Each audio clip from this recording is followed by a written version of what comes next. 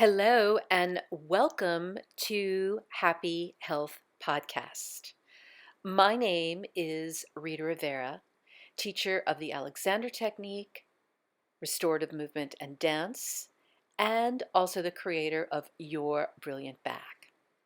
Today, my guest is Talya Lutzker, who is a practitioner in the Ayurvedic tradition. Talya is not only a practitioner in Ayurveda, but she is a chef, the author of 3 cookbooks, and also a yoga instructor. So welcome, Talya. So good morning, Talya. I'm so thrilled to have you join us on Happy Health Podcast. Welcome. Thank you, Rita. Yeah, and I'm just thrilled about this topic about Ayurveda. And it's pretty exciting to look at your background because you are trained in the Ayurvedic tradition, you're a nutritionist, you're a chef, you're a yoga instructor, and you have also authored 3 cookbooks, which is no small feat. I know how that takes a lot of time and a lot of energy. And before we dive into all that, I would love for you to tell the viewers a little bit about your background and what actually drew you into more alternative therapies, especially the Ayurveda. Yeah, I think I was always a little bit into alternative medicine, Yeah. or maybe more than a little bit, because when I was 21, I discovered yoga in college. I was in the wilderness in Alaska for a quarter of school, and they taught us yoga like in the middle of this amazing, wilderness setting. And it was just so profound for me and very emotionally, very grounding and healing. So I had been practicing yoga for about 7 years, maybe no longer than that, maybe 8 years, and went to become a yoga teacher. And at the yoga teacher training, we were introduced to Ayurveda. Mm-hmm. But I also come from a background of, pretty severe emotional trauma Mm-hmm. and eating disorders, autoimmune, all of that. Yeah. And at the time that I went to become a yoga teacher, I was in the process of healing from the eating disorder, but the body image and the body dysmorphia was still really strong. Yeah. And so when Ayurveda was introduced as this body typing, overview, it was triggering, and I didn't totally connect with it because I was triggered by it. Because also, right, we took a written test. We didn't know anything about it. We took a written test, and then we were supposed to determine like our constitution, and I got it wrong. And so it was also standing up with people that were a lot bigger than me, and was just, it just kind of hit the wrong nerve. However, Really big triggers. Mm-hmm. yeah, and I actually think that's pretty common. Mm-hmm.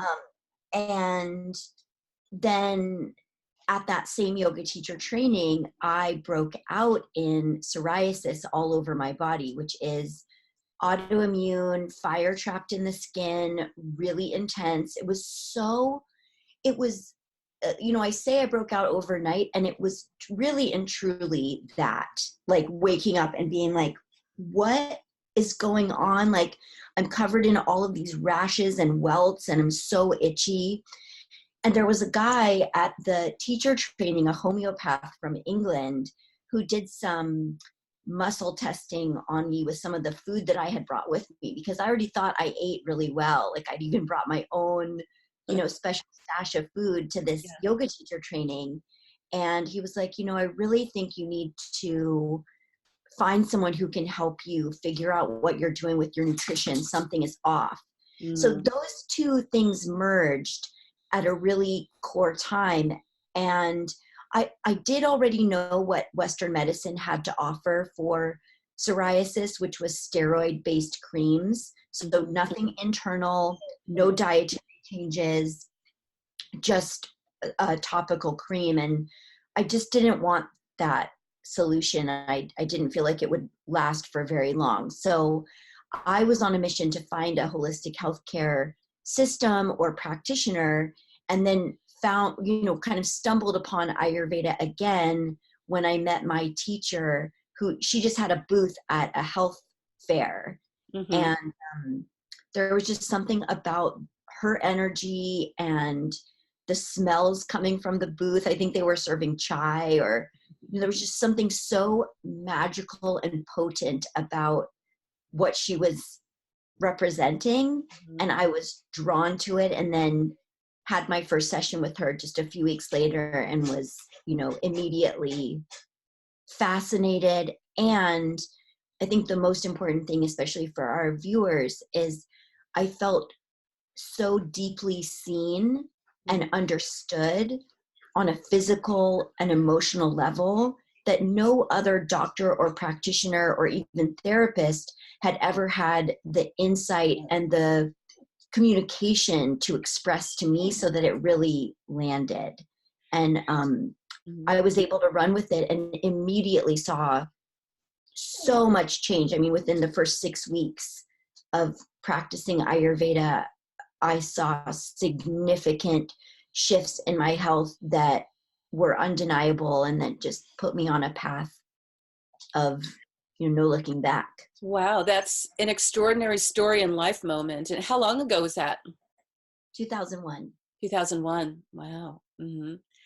Wow. And so you started the journey yourself, because the thing about Ayurveda, I don't know a lot about it. I know a little bit, but I'd love for you to talk to our viewers about Ayurveda, because it seems like it's got so many different parts to it. It seems like it's a diagnostic tool. There's food involved. There's also body work involved as well. Yeah, it's really a full spectrum medicinal health system that's rooted in the 5 elements. So in Ayurveda, it's a little different than Chinese medicine, the way that the 5 elements are communicated and expressed, but they are sister sciences. So, if you've ever been with a Chinese doctor, it won't be totally unfamiliar. Mm-hmm. But the 5 elements in Ayurveda are ether, air, fire, water, and earth. And I've got a new puppy here, so just if you see me looking down or doing things, or you hear crying, it's my baby. So those 5 elements in Ayurveda get broken down into 3 organizational principles, which is really the way that we relate to the elements as they arise in our body, mind, and spirit. And those are what we call the doshas. And dosha, most people now have heard of Ayurveda, and if they have, they're like, oh yeah, the doshas, it's vata, pitta, and kapha. Right. And dosha literally is translated to mean that which most easily goes out of balance. So what our dosha is showing us is, okay, we're all made up of all 5 elements. You can't be made up of just 1 or 2. You've got to be made up of all 5. But we all have a tendency and, strengths and weaknesses in 1 or more of those elements. And your dosha basically says, like, this is where you're going to go out of balance the most, because you kind of dwell or possess the most of these 1, 2, or 3 elements. Mm-hmm. Mm-hmm. Some people are tridoshic. They have more of a balance of all 3 doshas in their constitution, but most of us tend to be one predominant dosha with a secondary dosha trailing behind. So when then people do become out of balance for whatever reason, then you approach them from what dosha they are, and then do you work with herbs? I know you work with food because you're a chef, and also, again, the body work. So how do you approach someone who comes to you that is out of balance? Yeah, so there's a couple different things. I want to make sure I answer all the parts of your question. Yeah. So first of all, if you, Rita, came to me and you were like, Talya, I don't know what's going on. I'm so gassy. I'm a little bit nauseous. I have like abdominal cramping and just all this gas. Mm-hmm. I would hear that and be like, oh, I hear a lot of air and ether symptoms. Right. So that's what you're coming to me for. And I want to help you change that. So I would help you change that elementally in your body through food, nutrition, body work, essential oils, herbs, right? The kind of anything natural I can use as a remedy, even a certain type of yoga or exercise, even the time you go to sleep at night and whether or not you take naps. Okay. Mm-hmm. However, just because you come to me with those symptoms does not mean that that is your core constitution. Mm. And so I personally, as a practitioner, I want to know who my client is on a deeper level. So anybody who works with me, we always start with a pulse reading where I get to establish, okay, this is who you are constitutionally. This is what's happening symptomatically right now. Mm-hmm. So that I can really keep that in mind, the whole picture of the person, not just the symptom. Because if it's just the symptom and I give a remedy, it doesn't mean the remedy won't work. It probably will, but I'm not keeping in mind the whole person, the holistic approach. So I personally think that's super important. Mm-hmm. And food is, the reason why I even became an Ayurvedic chef is that was the primary remedy, is how do you change your food to match what your core constitution needs to thrive, but also to heal whatever temporary symptoms are arising, which could be based on the weather, the season, Emotions, emotional health, stress, so travel. so you just mentioned that you're an Ayurvedic chef. So is that a very specific training that you do? That is, you're chefing in that modality only? You absolutely can train to be an Ayurvedic chef. Like one of my colleagues she wrote one of my all-time favorite Ayurvedic cookbooks. Her name is Divya Alter. And oh my goodness, such a baby. You need to give that little guy some love. She's right here. She has a cooking school in New York City. So that's one of the things on my bucket list, even though, I'll probably end up being a teacher for part of it when I come. But, for me, I call myself an Ayurvedic chef. My teacher and I just worked on developing my skills in the kitchen when I was apprenticing her, because it was such a passion of mine and it just came really naturally to me. So I don't have I personally didn't go to like Ayurvedic chef school, but now they do exist. Wow. This was 18 years ago and that wasn't happening then. So is the foundation of Ayurvedic chef working with the separate doshas and foods for each of those body types? It is, but it's also as a general, chef modality. It's creating food that is highly digestible, that people will feel like just as energized or more energized after eating that food than they did before they ate it. So, because a lot of times food makes us feel tired, lethargic, heavy, and Ayurvedic food is really, it's the primary purpose of it is to be as digestible as possible. And when you're really digesting your food, this is where kind of the magic of Ayurveda happens. When you're truly being nourished by what you eat and what you drink and eat it, and the way that you're caring for your body, then your energy levels go up, your vitality increases, your sense of connection with yourself is more tangible. Like I lead Ayurvedic cleanse programs every season, and we're kind of right now wrapping up the spring cleanse. And as in all, I think, online courses, there's a certain group of people who are especially vocal and who share a lot. And I've been reading what that group has been writing, and all of them are expressing some form or another of, wow, number one, I didn't even know that I could feel this good. So Wow. this is like a new, okay, I didn't know that that was available just from changing primarily the way that I eat and what I eat and aligning myself with the seasons and, my constitution. But also how much empowerment they feel around being able to shift small or large health issues that arise. And I have to admit, that's really one of the things that I'm most passionate about when it comes to Ayurveda, of just how much control, although I don't like to use the word control, but how much power we have in our own hands Mm-hmm. to determine the state of our health and well-being. Like, Mm-hmm. to not be reliant on doctors or to feel completely in the dark, like, okay, I feel crappy and I have no idea why. Like, there's this system of healing that explains to you, well, Yeah. here's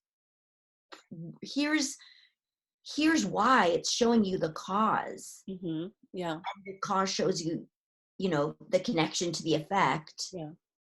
And then it's like, wow, there's something I can do about this, and a lot of it is already in my kitchen, Right. Or easy to access. or easy to access and pretty inexpensive in the big picture So too. I'm kind of curious in this tradition, in the Ayurvedic tradition, about meat. And there are so many different diets out there, as you well know, everything from eating raw foods to ketogenic diets that rely heavily on meat. There are just so many issues around food. So is the Ayurvedic tradition, do they rely on meat? Do they go towards vegetarian or vegan, and or dairy products? Do you use dairy? So if you could talk a little bit about that, that'd be awesome. Sure. So so Ayurveda originated in India, but there's also Ayurveda that blossomed in China and Tibet and much colder climates. So, and also the way Ayurveda is rooted primarily in Hinduism and Buddhism. Hinduism they very much are a vegetarian, it's a culture, a religion that focuses around vegetarianism, whereas Buddhism, not necessarily. There's different facets of it, but some of it, yes. So most Ayurveda is a vegetarian system, relies heavily on dairy, really reveres the cow. Like, ghee is a holy food, milk is a holy food. But there are Ayurvedic traditions that do incorporate meat. They're just not, that's more Tibetan and Chinese Ayurveda. Mm-hmm. It's not as much in the forefront. So Right. to be honest, it just depends on who you talk to. Mm-hmm. Mm-hmm. Mm-hmm. Myself and my teacher, Anna Batdorf, um, who, because her lineage is, she studied with a Tibetan doctor and she studied with Dr. Lad, who is the Indian Ayurvedic practitioner truly responsible for bringing Ayurveda to the West and training practically every practitioner that there is. If Dr. Lad wasn't your direct teacher, he was probably your teacher's teacher, which is, for me, I've studied with him some, but my teacher is definitely his direct, right, student. And if you study Ayurveda with Dr. Lad, it's vegetarian, Mm-hmm. but we use food as medicine. So for me, and whatever you want to call it, a lineage or not, I agree with my teacher Yeah. that food is medicinal. And I do see students and clients who, whether on a temporary basis or on a more long-term basis, can use and need to use animal products as medicinal food for their bodies.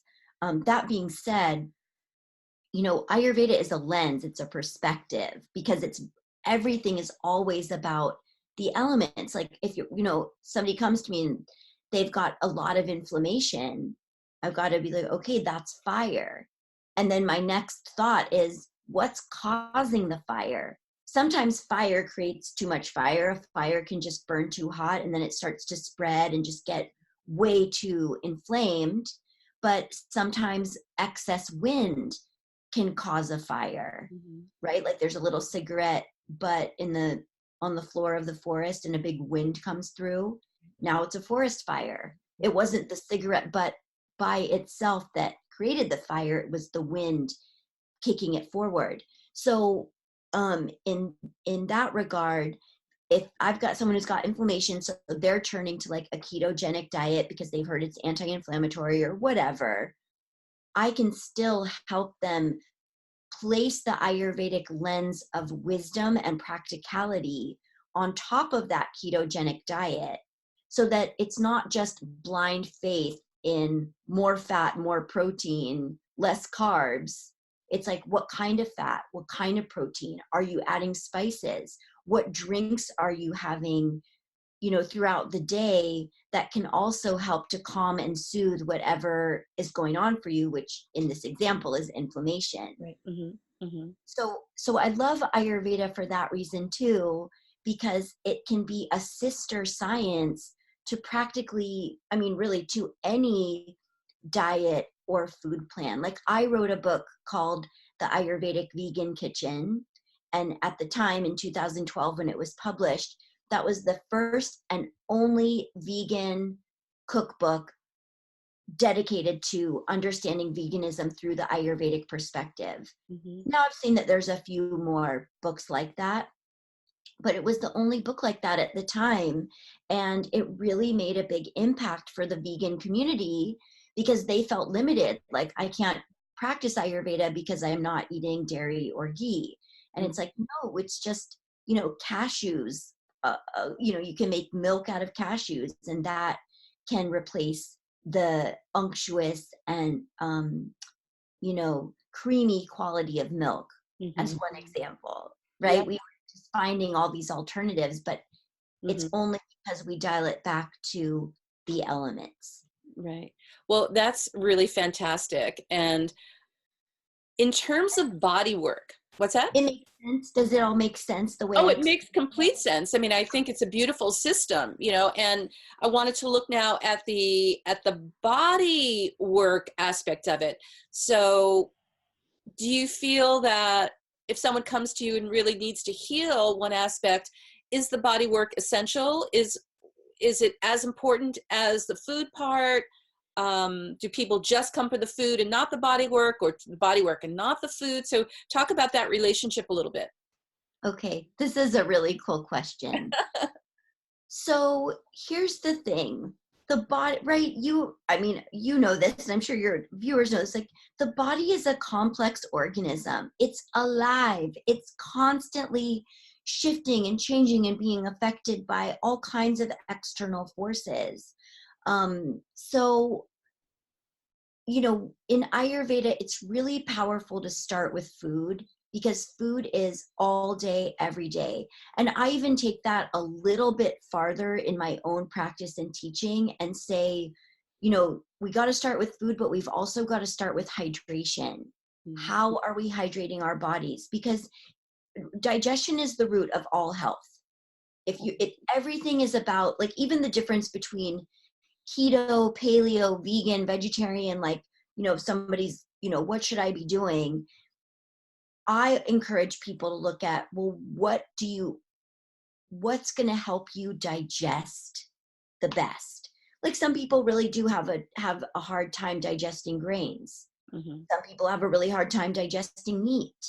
And so we need to look at those relationships and be willing to spend some time experimenting with food to figure out what really works. And Ayurveda's got lots of great ideas. So it's a really smart system to start with. But the body work is what kind of, I don't know if I want to say it this way, but let me think of a different way to say it. Body work is kind of what pulls it all together. It takes the nourishment that you're getting from food and learning to nourish yourself in a really intelligent way. And it takes that nourishment in my opinion, like 1,000 times deeper. So I'm very passionate about the body work aspect of Ayurveda, which can be as simple as dry brushing to start, right? Getting your lymphatic fluid on the move, because what you eat, what you digest, is primarily feeding your lymph and your blood. Then it's going out to all of your organs and your tissues. I mean, the phrase "you are what you eat" is so literal, Right. especially when you take it to this like microcellular level. But if your lymph is stagnant and your circulation is dull and not really moving, you will gain some health benefits from changing your food, but you got to take it to the next level. Like, it's almost, I think of it like peeling back the layers of an onion. Every time you kind of, you satiate that outer layer so that it's like, oh, great, wow, I can peel away and I'm no longer needed. Now there's a new layer that arises. And Ayurveda really asks us to examine each new layer and say, okay, now what do I need? Right. What's happening? What elementally is shifting in me now? Your core constitution doesn't change, right? If you're, pitta predominant, which is the fire and water based dosha, you will always be that. But your current symptoms can constantly be shifting, Right. especially if you travel a lot, if you have a lot of screen time, if your life is stressful, if you're a new mom, if you're perimenopausal, if you're menopausal, like whatever. Yeah. So I really think it comes down to awakening our body's intelligence, and again, empowering ourselves with so many tools that can really shift things in a day. Yeah. Versus weeks and weeks of wondering. Yeah, because you mentioned the lymph system. So does the Ayurvedic bodywork, is that predominantly around working with the lymph? In the way I have been trained and the way that I practice, lymph, both lymph and digestion are basics 101. So we always start there. Always, always, always. Nothing else is going to change unless lymph changes, unless digestion changes. Right. So there is a ton of lymphatic emphasis in Ayurvedic bodywork, but there's a lot of emphasis on all the tissues, right. and all of the internal organs. I mean, one of the primary ways that Ayurvedic bodywork is differentiated from Chinese medicine bodywork is in Chinese medicine, they use acupuncture and needles and other things too. But those needles are usually stimulating a meridian that correlates back to an organ, right? And in Ayurvedic body work, we are also working those meridians, but we're doing it with our hands and with different tools, and with marma points, which is basically like an acupressure point. And you guys also use a lot of oils too, right? Specific oils? Yes. So, if you were to come in for body work, which you can because you're local, right? That's the only thing with having an online business is I want to help people get the body work too. So I do a lot of teaching about how to administer your own body work. But of course, there's nothing that compares to going and getting body work from an experienced. Of course not. Yeah.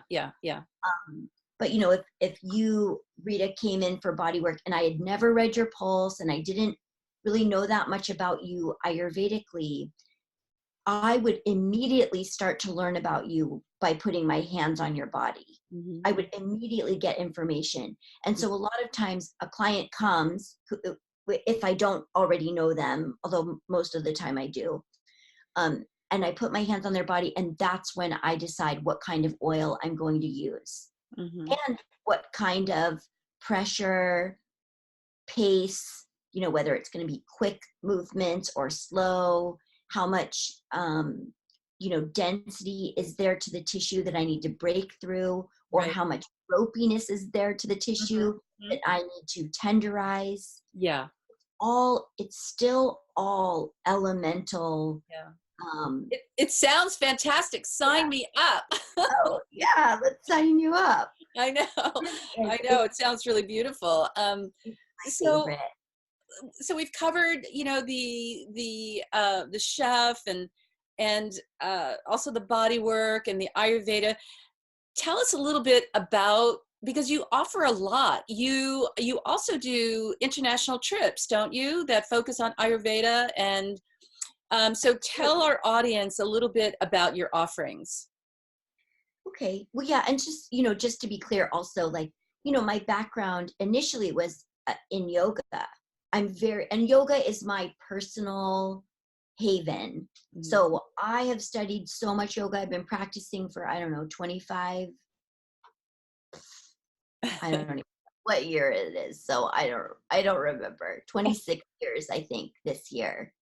Um, so you can, just like you can with food, you can plug Ayurveda into the type of yoga that you're doing. So that was kind of my initial offering, was kind of incorporating Ayurveda with yoga. And I still do that in all of my courses. But the way I primarily work with people now is I am planning an Ayurvedic retreat for women that's happening in March of 2020.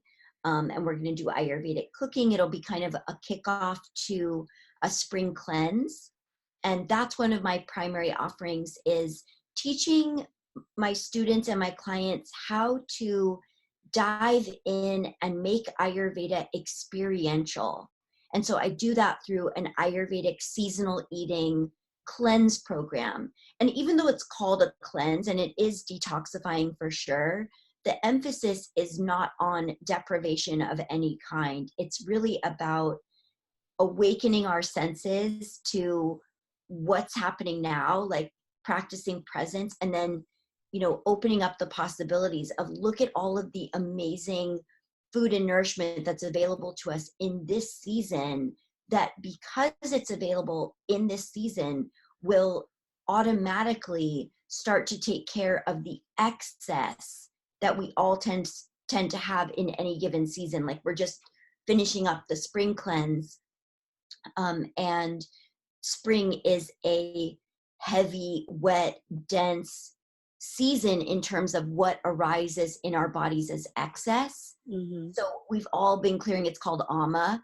So we've been clearing all this ama, and people who had chronic congestion for years, or allergies, or, hadn't been able to lose like this stubborn 10 or 15 pounds, are like, oh my gosh, you know, such a huge shift from shifting the way that they approach their nourishment. So that's one of the things that I do every season. And I also have a program called Ayurveda Starter School, which is a 6-week course that's just like kind of really getting your feet wet, and uh, building out a roadmap for how you can start incorporating Ayurveda into your everyday.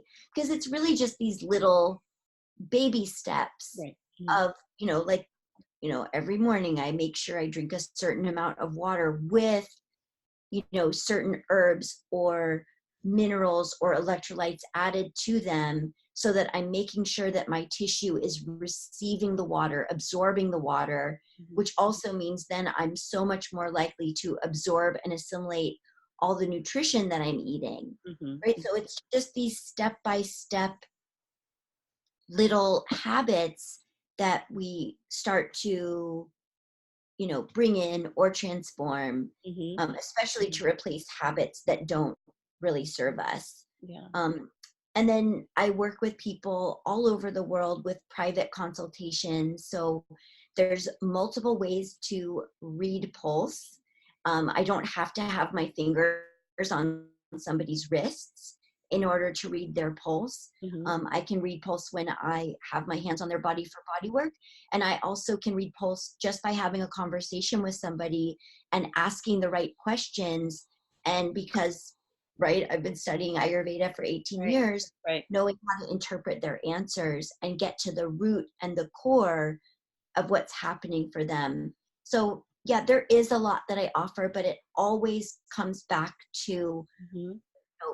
my client, my student, understanding themselves on a really profound level that then gives them access to so much change and possibility and hope, as well as a sustainable system that's really super pleasurable and delicious and Yeah. fun if you're into that kind of thing. I mean, there's, you know, who Ayurveda is not for is somebody who just wants everything to be handed to them. They don't want to do any of their own work. They just want to be taking a pill. Right. Then, Mhm. Western medicine can be your thing. But that's, even though there are herbal supplements I give, Mhm. I would never just say like, oh, just take this and that's all you need to do. Right. Mhm. Yeah. You know, No, we also need I more than appreciate that. I appreciate that very much because it is really about someone making a shift, an internal shift, and an emotional shift in many ways. And it takes focus. It takes some attention. It takes some time. yeah, and it takes a desire Yes. to Mhm. be, you know, to want, I think everybody wants to be healthy and happy. Right. And what are you willing, Mhm. what are you actually willing to do? And I don't even think of it as a sacrifice because again, Ayurveda is very pleasurable. Mhm. But Yeah. there's therapeutic, Yeah. there's still, you've got to feel it to heal it. Mhm. And there's, therapeutic discomfort Mhm. that Mhm. if you're willing to walk through the fire, on the other side is like radiance and, Yeah. you know, feeling amazing, but you've got to be willing to walk through Mhm. some discomfort to get there. And I think Ayurveda does an amazing job of holding our hands as Mhm. we move through the discomfort and making the discomfort as short and Sort of just manageable as possible. manageable. Yeah. Mhm, mhm. Well, we were going to have on our website all the ways that people can connect with you. And I just really want to thank you so much for the work that you're doing in the world and for sharing all this with our viewers. So thank you, Talia, so much for your time this morning. I've really enjoyed our conversation. Thank you, Rita. It's such an honor. Yeah, thank you. You can learn more about Talya through her website and also contact her through her website at www.talyaskitchen.com.